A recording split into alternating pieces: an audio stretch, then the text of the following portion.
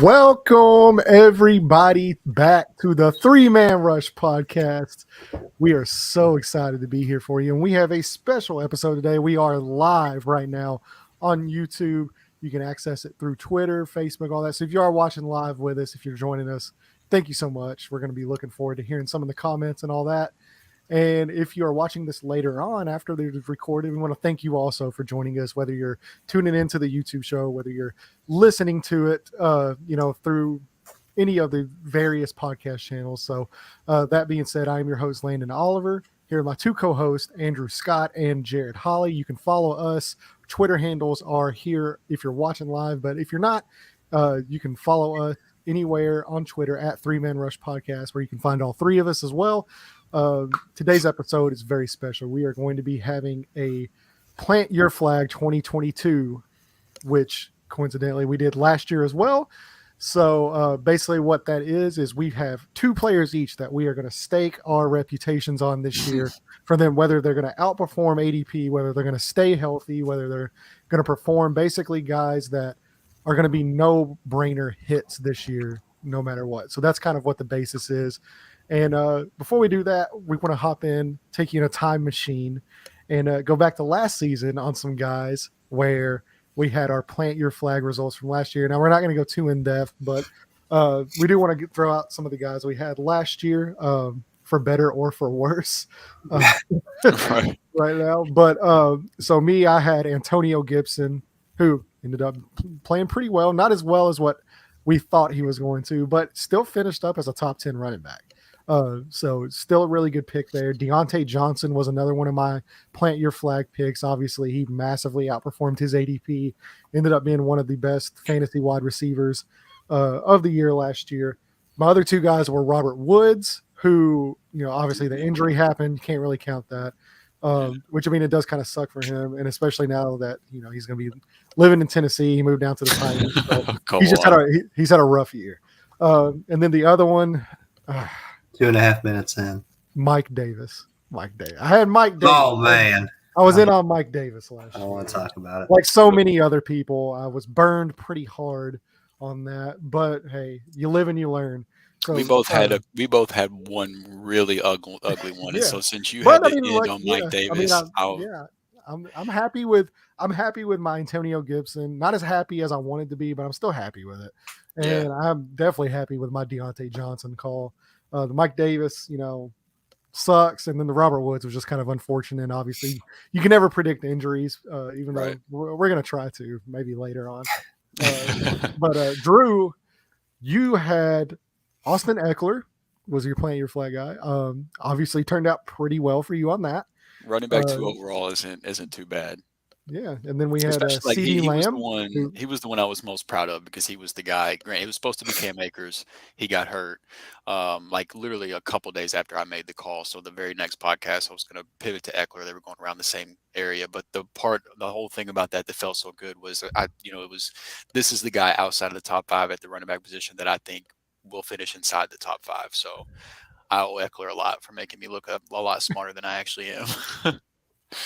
Yeah, and you also had CD Lamb on there, so he turned in a pretty productive season as well. Wide receiver 19 on the year. It wasn't quite the top 12 wide receiver season that I called for, but wide receiver 19 isn't awful, but definitely a little bit left to be desired from CD last year. But I'm right back on it again this year too, though. Mm-hmm.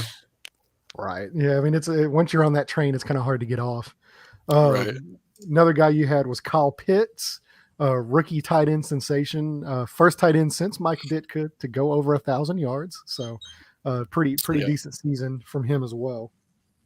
Yeah. It wasn't quite the top 3 tight end season out of a rookie that's unheard of that I was, hoping for and trying to predict. But I mean, he did finish his tight end 6, and if the lack of touchdowns didn't happen, he probably, he might have actually delivered on what I was calling for. But I mean, he had an 11.2 ADOT, which was first among tight ends. He was 4th in tight end route run. He only blocked on he only had a 2. Yeah, he was a wide receiver percentage. He's a wide receiver that qualifies as a tight end. So even with Mariota this year, just for the record, I'm still look.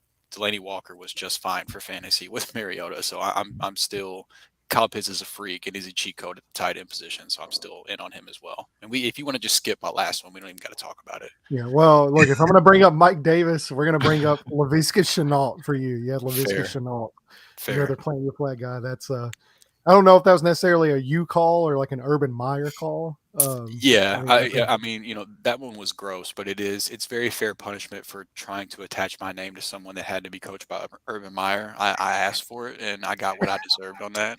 However, I did my main reason for the call was I said that he should be being drafted ahead of teammate DJ Chark because I thought he was going to finish better than DJ Chark, and he did. You know, Laviska Shenault did finish at wide receiver 56, and DJ Chark not so hot. You know, I needed to see the injury to help prove my point, but you know.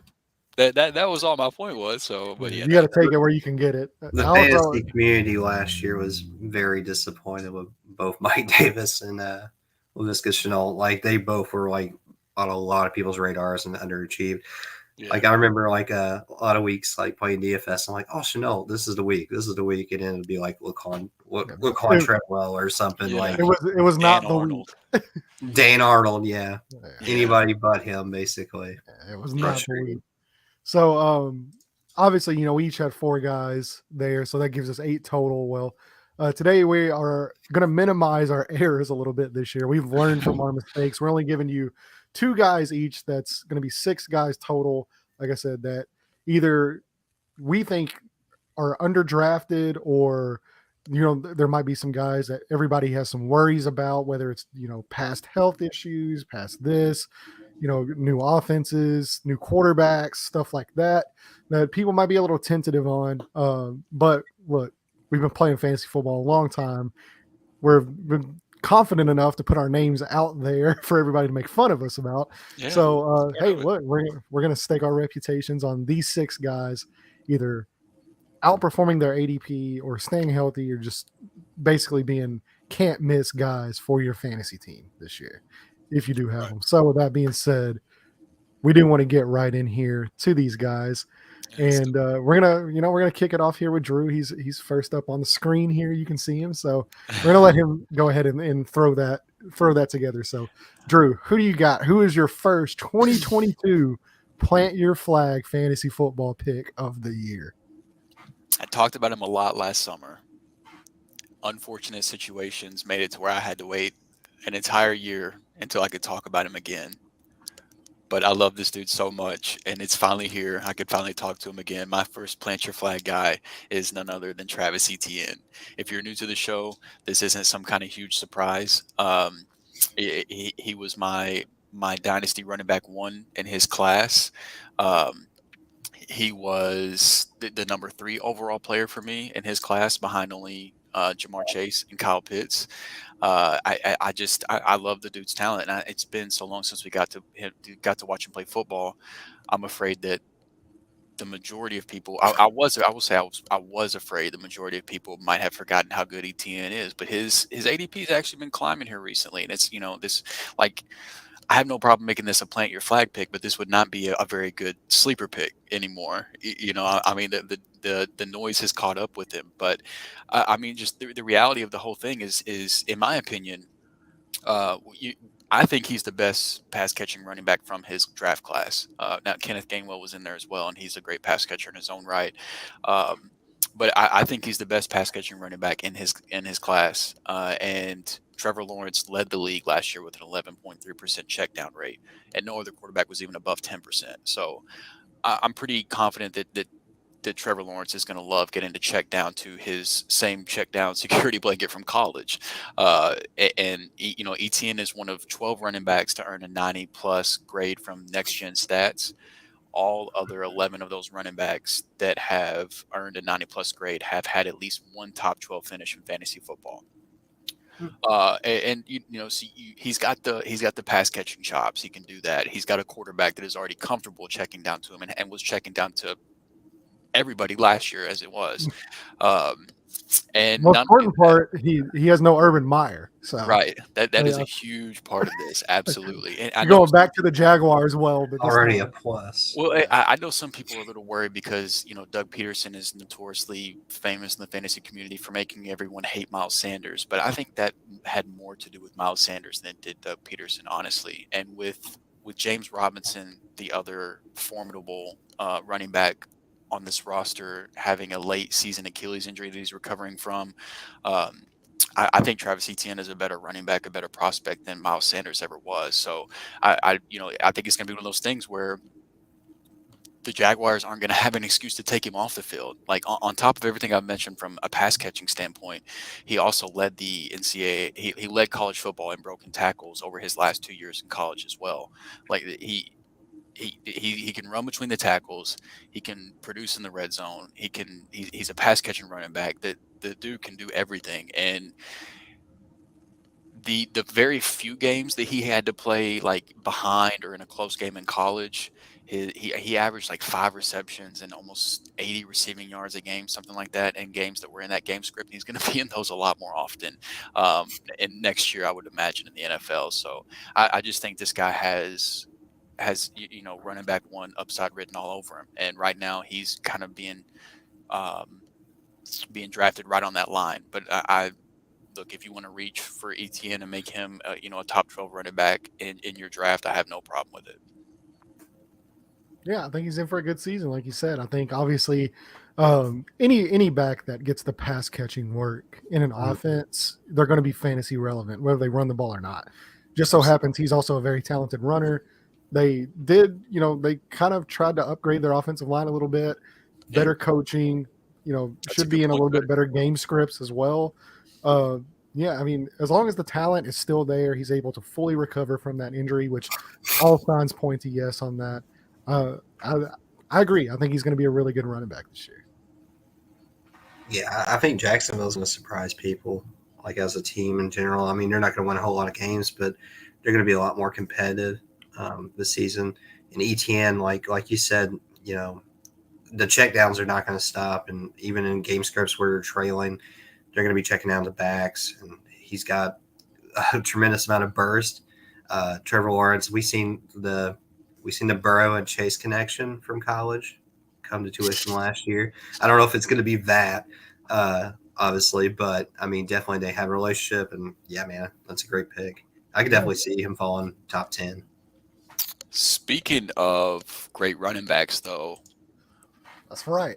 We got another very talented running back that Landon wants to talk about. So yeah, and look, this isn't necessarily. I'm not going out on a limb here, but I am a little bit because there's been some injuries. This guy is people are a little skeptical about him. Like, I don't know if I can trust him. Like, look, I'm telling you right now, you can trust him. I'm planting my flag this year, 2022 fantasy football season on Christian McCaffrey. I mean, what are we? Literally the Konami code when it comes to fantasy football. Just to give you an example of the Konami code of fantasy football, the average fantasy points per game in PPR leagues over the last 4 years, 24.5, 29.5, 30.1 in 2020. Then the injury happened. Last year he had 18.2. He's played a total of 10 games in the last 2 years. Everybody's a little bit scared of him because, they've been burned 2 years in a row here. But here's the thing. The injuries that he has had, they've not led to any major surgeries. He hasn't completely torn any ligaments. They're more of strains. So as long as, he's had plenty of time to heal, he's obviously working out very hard, trying to keep fresh and all that stuff. And just to give you an example of what kind of player Christian McCaffrey is, let's go back to one of Drew's favorite guys and the ultimate Konami code last year in fantasy football. That's Cooper Kupp. So Cooper Kupp last season, he had a historic wide receiver season. Christian McCaffrey in 2019, the last year he was fully healthy, outscored him by 40 PPR points. That's absurd. That is absurd. He also played one less game than Cooper Kupp did, which means on average, CMC outscored Kupp by 3.5 fantasy points per game last season. So, I mean, he's got the touches, 32.7 touches per game average over the last 4 years.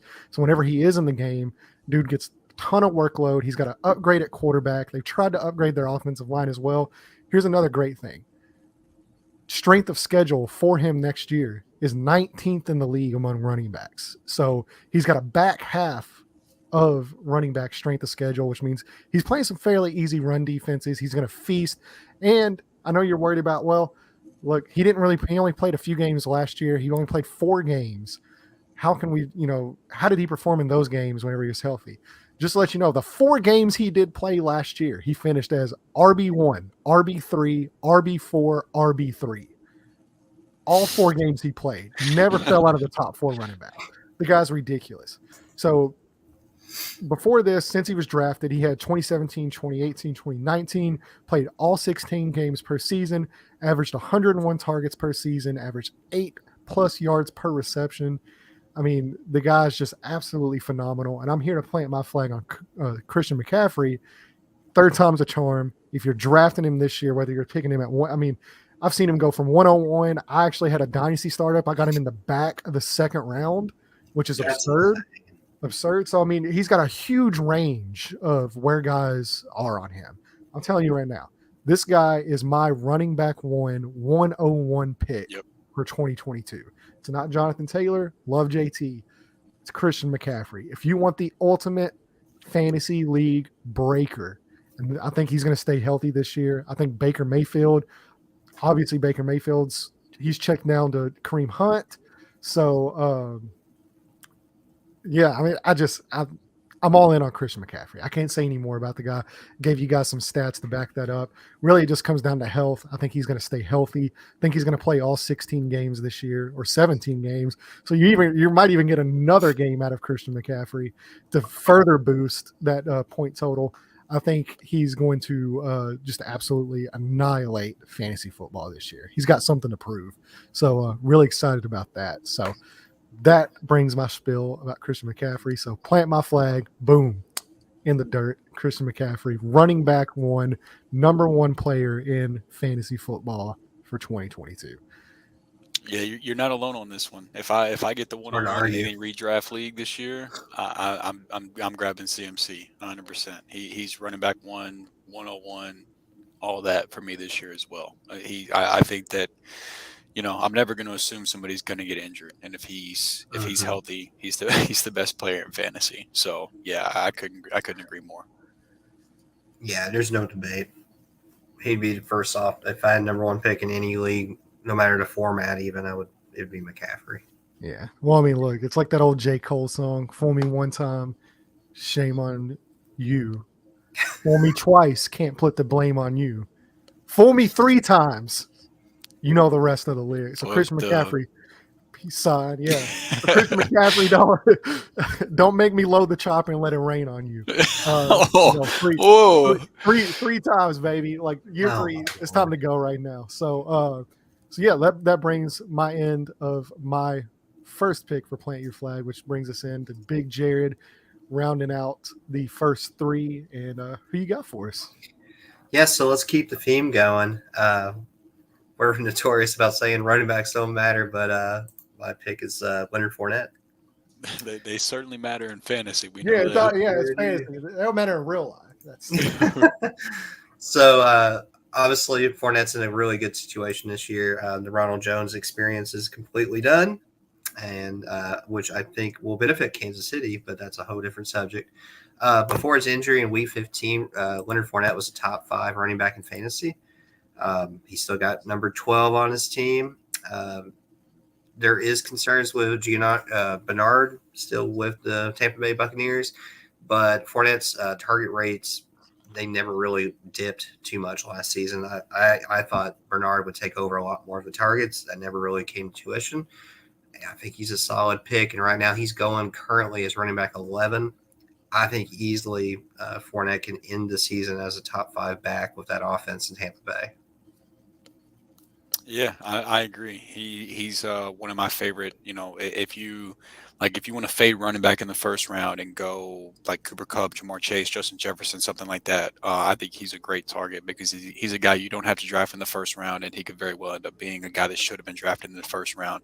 Um, I don't know if this is a hot take or not, but what I will say, what I believe that we are all going to learn in this upcoming 2022 season is that rookie Rashod White is not only better than Ronald Jones. I think he'll be the best, the best backup running back that Fournette has played with. I think he has a 3 down skill set to where he's one of my favorite like handcuff running backs that I'm drafting at the end of drafts as well. To where if something, I'm not worried about Fournette if he's healthy.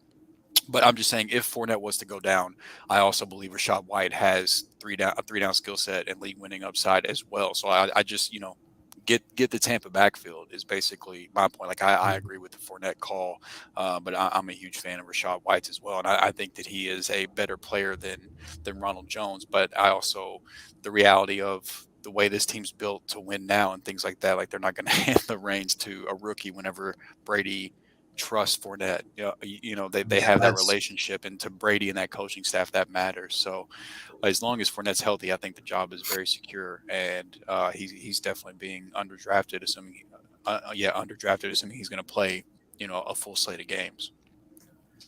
Yeah, he's going outside the top 10, and I do think he finishes inside the top 10. And on top of that, I think, the Chris Godwin injury, they're going to bring that along slow. So they might be a little more run heavier than what you would expect the Tom Brady offense to Gronk's be. gone as well. Yeah, Gronk's gone. So, And Fournette was a good pass catcher last year too. He very sure good. was. I mean, he was a 3 down back last year and Yeah, looked he good doing destroyed it. the Colts. I He remember destroyed that like game. quite a very few well. teams. Yeah, Like so he had a really good year. yeah, he got that Super Bowl ring, Super Bowl Lenny, and Yeah, he's playoff Lenny, baby. yeah. So I mean, it's primed up to be a really good year for Leonard Fournette as well. So, yeah, it's definitely a good plant your flag pick on that as well. So, any other closing points before we get on to our next 3 guys? Nope. The only other thing I'll mention on Fournette real quick is I think some people are under the assumption of his age. He's only 27. I think Yeah, because that's a good because point. it feels like he's been in the NFL for a really long time, but He he's does feel only older than 27 that. years old. So Yeah. Well, I mean, it doesn't help. He came out of college looking like he was 35. So exactly. yeah, he's got that old man game. Right. He strikes me as a dude too, like that you see walking, like just the way he walks just looks old. Like Yeah. the way he just carries himself is just old. Yeah, he's got Lenny. he's got that old man swag, Uncle Lenny. Yeah. Yeah, I mean, hey, I fully understand that, man. There's some days I get out of bed, I'll walk the same way. Like I'm happy to make it through the living room and put my pants Hey, on and, one and leg at a time. don't worry about those like viral pictures of him showing up to training camp a little overweight. Like, it's hot down in Tampa. He's No, gonna he'll get sweat. that weight off quick. He'll sweat that shit out real quick. He's gonna be just fine by the time the season rolls around. The dude will Big be time in will work game that off shape. there really quick. Yeah, he'll get him on that TB12 Yeah, the method. TB12 gonna whip him right in the shape. Well, he'll be eating avocado ice cream and drinking like spirulina shakes and shit. I mean, Right. Yeah. he'll be good. Yeah, There he's ain't gonna be no just worry fine. about that. All right, so that brings us into our next 3 guys here. So recap the first 3. Drew went ahead with Travis Etienne. I went ahead with Christian McCaffrey. Jared finished it up with Leonard Fournette. So if you can grab any 3 of those guys, I think you're going to be really, really happy this season from what you get. Especially if you can get them all at a later ADP round. Like I said, I got Christian McCaffrey in a startup at the end of the 2nd round. I was thrilled, like beyond elated. Fournette's going outside the top 10 running backs.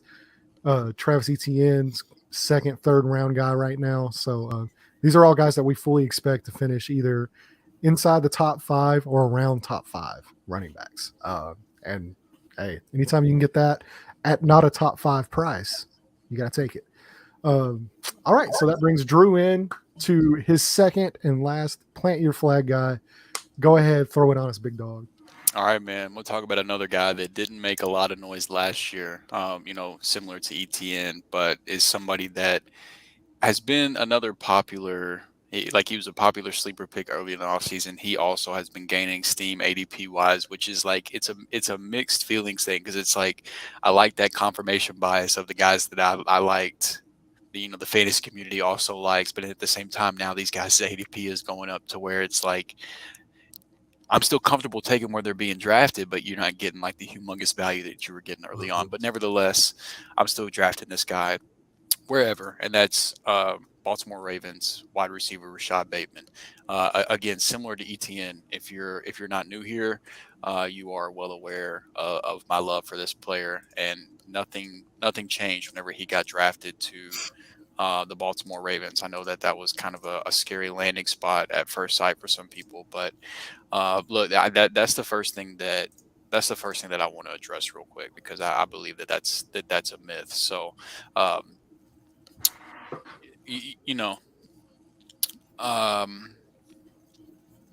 Despite what people want you to think about Lamar Jackson, he's actually pretty good at throwing outside the numbers. And to be exact, he was number one last year in the games he did play.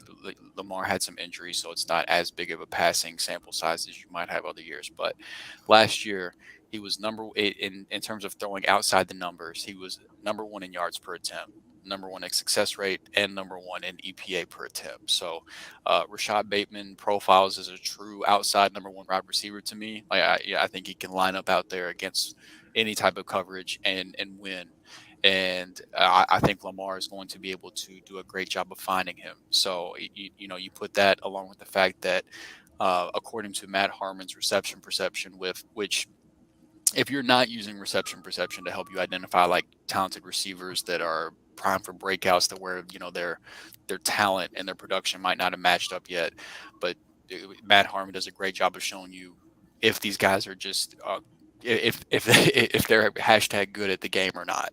And in terms of rookies all time, Bateman last year was 77% percentile versus man and 88th percentile versus zone. Like he's a great receiver. On top of that, he, according to playerprofiler.com, he had an 82% college dominator rating and a 93rd percentile college target share. The dude's just a good player. So you've got a quarterback that is well equipped to get him the ball. You've got a dude that is just a flat out good receiver. And then you've got the fact that the Ravens just traded away Hollywood Brown, who commanded about a 26% target share on a per game basis last season. And I think he was close to top 5 in targets overall. Like, I don't think it's talked about how much Hollywood Brown, like how much volume Hollywood really got last year. And it's the Ravens, I know they're viewed as a run first offense, and rightfully so. Granted, last year their entire running back room was lost to season-ending injuries. I don't think that happens again this year. I'm sure they're going to run the ball more this year than they did last year. But with Bateman's talent, with Lamar's ability to get the ball to receivers outside the numbers, and with the vacated targets from Hollywood, even if they do run the ball more, I still think that there's going to be more than enough to go around for both Bateman and Mark Andrews to be productive. And outside of those two guys, nobody else, wide receiver or tight end, really worries me. They're very clearly the two best wide receiver, two best pass catchers on this team. So, and I know that his rookie season didn't look incredible, but just remember, Bateman dealt with injuries coming into training camp that bled into the regular season. He missed like his first 5 games, and with Lamar Jackson's injuries last year as well, him and Lamar only played 6 games together in a rookie season where Bateman missed a bit of training camp as well. So he's all indications are he's fully healthy coming into this year. Him and Lamar are going to be able to work together. It's going to be very clear that he is the wide receiver one coming into the season. That's how they'll be operating, preparing for the season. It's just to me, this one just feels kind of obvious. Like the dude, he's primed to break out in my opinion, and so I think he finishes inside the top 20 receivers, and he's going outside of that right now. So I love some Rashod Bateman. I could sit here and talk about him all day, but I'll stop there. No, yeah, I agree. Yeah. I mean, obviously, like, me and you made a trade earlier in the, a month or two ago. I had Rashod Bateman. traded him. I got my guy Javonte Williams in return. And it was a big trade, so there was other pieces involved. But Right. we each had guys that we had wanted and liked. And Rashod Bateman was one of your guys, so you went out and got him. And you're putting your money where your mouth was on this one. So obviously, I'm a big Rashod Bateman fan. I was a huge fan of him coming out of college as well. Like I said, if you've listened to the show plenty, you've heard us talk about Rashod Bateman. Yeah. Quite a few different times on things that we liked, and the guy's just a fantastic. He's a fantastic route runner. He has fantastic hands. Also has the speed to take you over the top, and just really good body control. Also, just a really, really, really good player. There's a reason he was a first round pick. And I think they're going to treat him as such. Obviously, they're comfortable enough with him to move on from Hollywood Brown, which says a lot as well. They're trusting him with the wide receiver core as to be that number one guy. Obviously you still have Mark Andrews there. They are the most run heavy offense in football. A lot of that is because of Lamar Jackson, but like Drew said, let's not sit here and act like Lamar Jackson can't throw the ball. Like, I don't know why that myth. Y'all got to let go of that narrative. Yeah, I do not know why. Even after the MVP year where he had like almost historic efficiency as a passer, like I just don't get why that myth is still hanging around. I can probably guess as to why, honestly, why some of that myth is still hanging around, which we won't get into on this show. But look, the guy's a fantastic quarterback. He's a fantastic passer. He creates so much, and that helps the passing game because teams are so scared of a guy like that. Yeah. That they're more worried about him running than they are him throwing, and that's what makes him such a great football player. He's just as good throwing the football. That's why he was a former MVP. So I'm all in on Rashod Bateman. I think he is going to finish in the top 20. I think he's going to be more closer to around that 15 range than 20. Honestly, if I'm being, planting my flag as well with you on Rashod Bateman. I like it. I just want one quick point to add on to Bateman too. So, like, a lot of people are concerned that Baltimore is a run-heavy offense, which they are. I don't feel like that's a negative. I feel like that opens up the passing game for players like Bateman and for Mark Andrews. You're talking about Marquise Brown last season. He's no longer with the team. That was 26% of the targets went to that player on a run-first offense. And then you had Mark Andrews, who finished as tight end 1 in a run-first offense. So the key here is the running game is going to open up the passing game, and Lamar Jackson is going to be able to make checkdowns and hit outside the numbers.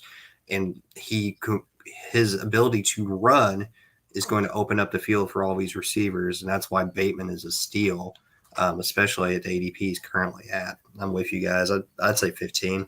I'm right there with you on 15. Yeah, and this is just personal opinion, but I really want to make it I don't want there to be any confusion on how highly I think of this guy's talent. Like, I truly believe this dude is a alpha wide receiver 1 type of player. Like, I believe he has that ability to be a true number 1 receiver, and that's winning constantly on the outside for his team. Like, I have no concerns, no doubts about his talent. I have no doubts about Lamar's talent. Just to let you know how serious Drew is for all of our listeners out there. Like I said, whether you're listening live, whether you're listening later on, whether you're listening in audio format on the podcast, just to let you know how serious Drew is about Rashod Bateman. He traded me Stephon Diggs in that deal because of how serious he believes in Rashod Bateman. So and that's no knock on Diggs. And I got I got Swift and other guys too to balance it out. They'll say it was a big trade, but he felt comfortable enough of trading Stephon Diggs, knowing he's getting Rashod Bateman in return and expecting him to make that leap. Yeah. I love this guy. And look, these players that I'm picking, if I'm wrong, I'm going down with the ship because I've put my money where my mouth is on all these guys for a reason. I truly do, believe that they're going to have huge years. So if I'm wrong, it won't just be these fantasy takes that's hurting. It'll be my actual fantasy football rosters that are also hurting with it. So I'm all in, man. Yeah, well, that brings me then to my guy, another guy that I'm all in on. Obviously, last week, we had the show. Talk bad about Jonathan Taylor. I got a lot of messages on that personally on Twitter from some guys, Yeah. a group, a few group of guys, and just some statements all around. I even had some Titans fans message me, and they were just like, "Man, I can't believe you did that." And I got to redeem myself this week. We're not talking bad about Colts players anymore on this show. We're talking good about Colts players. So speaking of Colts players, my plant your flag pick number 2, Michael Pittman Jr. This dude is a baller. He has an ADP right now, wide receiver 14. So it is a little bit of a bump from where he was last year. He finished as wide receiver 17, but he finished as wide receiver 17 in a Colts passing game that ranked 27th in attempts. So literally almost dead bottom 5 in attempts. Got still finished as wide receiver 17. He ended up with 88 catches, almost 1,100 yards, and 6 touchdowns. He had a 25% target share of that offense. Did they go out and upgrade with a big name wide receiver this year? No, they drafted a rookie. Paris Campbell's healthy. They lost some other guys there. They lost Jack Doyle. They lost, some other receivers there as well. So it's still a very young room. They're trusting him to continue to be that alpha number 1 receiver. Here's the thing. So he did only have 6 touchdowns. The average wide receiver touchdown percentage rate last year was 19%. Michael Pittman had an 11% because normally when the Colts got into the red zone, they couldn't throw the ball. They had to use Jonathan Taylor, hence why Jonathan Taylor ended up with 20 touchdowns last year. Obviously, I think that's going to be more closer, almost regression to the mean. So I think he's going to be more closer to average, which means his touchdowns should go up. His target share should stay the same. He'll probably have more yards because they're going to throw the ball a lot more. And here's the thing, the quarterback is the biggest change on that offense. And it's not just a minor upgrade.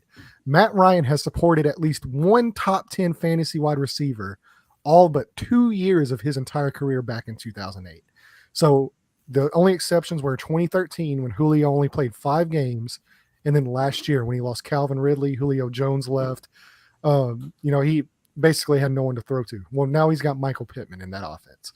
So every year, about 2 years out of his whole career, he's supported at least one top 10 wide receiver. Drew likes to bring up reception perception. This is another guy that scores off the charts in reception perception. Yep. Scores at 96th percentile success rate versus press coverages. That is absurd. You cannot line up against this guy and not get beat. Matt Ryan, just to let you know, like I said, this is not a minor upgrade. So last year on target throws from clean pocket, Carson Wentz ranked 30th. On target throws on non-screens, Carson Wentz ranked 31st. On target throws while under pressure, Carson Wentz ranked 26th. And on target throws deep, which is 15 plus air yards, Carson Wentz was average right around 16th. Now listen to this. Matt Ryan, from those same throws, on target throws from the clean pocket, Matt Ryan, 9th. So you're going from 30th to 9th. On target throws on non-screen passes, Carson Wentz 31st, Matt Ryan 7th in the league. On target throws under pressure, Carson Wentz 26th, Matt Ryan 3rd in the entire NFL. And on target throws deep, 15 plus air yards or more, Carson Wentz was 16th, and you're sitting there, it's like, well, that's average. I mean, that's pretty good. Pretty good on deep throws. Matt Ryan, 5th overall in the NFL. So you have a guy that now is one of the top 5 to 10 most accurate quarterbacks, getting an upgraded offensive line. John, he's going to have the target share. He's going to have the quarterback. He's going to have the passing game, because I guarantee you, like I said, Colts are not going to rank 27th in passing attempts. They're probably going to be closer to league average. Probably somewhere around 15th, 14th, 15th in the league, unless something goes completely off the rails there. And that on target, the success rate versus man and route running, the on target throws now, he's got a much more accurate passer. They're going to be better in the red zone. His touchdown percentage will climb much closer to league average. So I have a guy, wide receiver 17 last year, with all that working against him. Now he's upgraded almost across the board on the offense. Still has very little competition for targets. And I think you're going to be a lot closer to a top 10 wide receiver. I think Michael Pittman is going to end up as a top 10 wide receiver this year in fantasy football. So I'm planting my flag all on Pittman going into that third season. Normally that's when you see that leap, that third year leap. You know, not everybody's Jamar Chase, not everybody's Justin Jefferson. Those are much, I mean, that's not real. Like you can't Yeah, base guys they're the exception. They're not. yeah, exactly. So a lot of the times that third year is where you see those guys take that leap into superstar level production. I think Pittman is on that track. I think he finishes as a top 10 wide receiver. Right now he's going as wide receiver 14. So he's going, you know, he's going right around where I think he should, but I just think if you not high enough yet. Yeah, not high enough yet. Not high enough yet. So I'm all in on Michael Pittman Jr. I agree. I think he's a wide receiver 1 this year. I think he should be drafted in the top 12. I will be drafting him in the top 12. He should absolutely be one of the first 12 wide receivers off the board, and I think he finishes as such this year. And the upgrade from Wentz to Matt Ryan cannot be discussed enough. Like that cannot that you cannot. Like I said, you just look, look at those numbers: 30th, 31st, 26, 16, and you go 9th, 7th, 3rd, 5th. That's not a small upgrade. No, that is a massive upgrade. Just look last year, like Cooper Kupp with Jared Goff. He had a top 10 season and probably would have had 2 if he wouldn't have gotten hurt. And then Matthew Stafford comes in. He has a quarterback upgrade, and he breaks fantasy football. Now, I don't expect Michael Pittman to do that, but I would love if he did that. Right. But I do expect him to take a leap, though, with the quarterback upgrade. Like the quarterback upgrade matters. Quarterback play absolutely matters for wide receivers. And with what Pittman was able to do last year with Wentz, yeah, I'm all aboard. I think he's about to have a and he will officially solidify himself as the best wide receiver in the AFC South. No debate. What's Brandon Cooks got under his belt? Like 7,000-yard seasons now. I think Pittman might need to have It don't matter. No respect for Brandon Cooks ever. None. If Brandon Cooks was cold, he'd be like the best receiver in NFL history. I think Pittman's taking that mantle. Pittman's going to take that mantle. Well, hell, he should. I mean, like, Brandon Cooks has like proved people. I don't even want to get on the Brandon Cooks. Yeah, we don't have to talk about Brandon Cooks and how he's probably gonna he might even outproduce Michael Pittman catching passes from Davis Mills. We ain't got to talk about that. No. I'm not expecting that to happen. I think Pittman finishes ahead of Brandon Cooks this year. I love the pick. I think that Pittman's about to have a great year, and I hope that I'm able to get him on at least one of my fantasy teams this year. I'm in on it too, man. It's a good one. All right, so Big Jared, round us out with the last and final plant your flag pick for the 2022 fantasy football season. Yeah, so I'm gonna make it quick, and I'm gonna stick with running back. I kind of wish I would have went wide receiver a little bit just to kind of switch it up, but man, so I did not think this guy was going to do it last year. I'm not going to deny him this season. I got James Conner as a top 10 running back. Currently, he's ranked 13th in ADP. I'd venture to say he's there with Fournette with me on both levels. Is he going to reproduce an 18 touchdown season? Most likely not. Those numbers are pretty absurd. But you have no Chase Edmonds anymore. You have DeAndre Hopkins is going to miss early in the season. I think Kyler still has the ability to run, but I think they're going to limit Kyler Murray from running as much, especially towards the middle of the season. I think Connor's in a smash spot. I still think the Cardinals' offense is good. I like their offensive line. There's just a lot of good things headed for James Conner, in my personal opinion. Last year, he had 3 finishes where he finishes RB1 for the week, and this is half-point PPR, but it was RB1, RB2, and RB3. He did it on 3 separate occasions last season. No Chase Edmonds is a big deal, and I really don't see anybody in their backfield that's going to take much away from him as far as production. Yeah, they're giving him the keys. Yep. Yeah, I'm not gonna lie, man. I'm a little nervous about James Conner, basically just because of the touchdowns, like you brought up. Yeah, that's a. I mean, it's no different than like I think why we are down on Jonathan Taylor. I mean, 20 touchdowns for him last. It's just hard to reproduce numbers like that. Right. But Connor, he's got a nose for the red zone, and if they get They down gave him there, the money too. I mean, they did. They they paid they him. let Chase Yeah. Edmonds walk. They Yeah, paid and I him. mean, as much as I do think JT is obviously a lot better of like just a pure Sure. running back, but James Conner doesn't have Nyheim Hines to contend with this year. Yep. He's got Darrell Williams and Eno Benjamin. Those are, and then they brought in rookie Keontae Ingram as well. But Yeah, I think this is a similar situation with Fournette. If you're wanting to go with an elite wide receiver in the first round, you could easily turn around and get either one of these guys in the second round. Maybe even and the be third. solidified. Maybe even the third. You might be able to get them back to back. Yep. Yeah. And be solidified in the backfield. Yeah, no, I agree. And I mean, to your point, it's still a great offense, and they're going to be in the red zone plenty. And so even if he doesn't replicate that touchdown total, he should have plenty of chances to at least have a decent touchdown total. So I mean, the Cardinals put their faith in him. They put their money where their mouth is. So it's it's hard not to get behind this. But yeah, where he's going in drafts. It's it's really tough to beat with the upside that he possesses. Yep. Yeah, for sure. So just to recap, all 6 guys of Plant Your Flag. We have Travis Etienne, Christian McCaffery, and we also had, Jared had James Conner, which was still up on the screen there.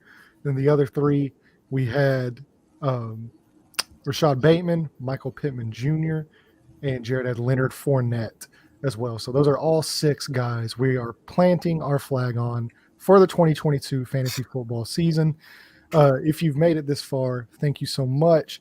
We also have some very special stuff. Next week, we're going to be bringing you our divisional breakdown shows where we go through every NFL division one at a time. We're going to be pushing out 2 shows a week up until we get closer into that preseason. So each week we'll feature 2 different divisions where we break down all 4 teams, give you how we think the season's going to play out, who's going to win, who's going to make the playoffs, and basically, get prepared for the real NFL season where we'll finally break down our full season, like how we think everything's going to play out. So that's going to be starting next week. So make sure you guys are tuned into there.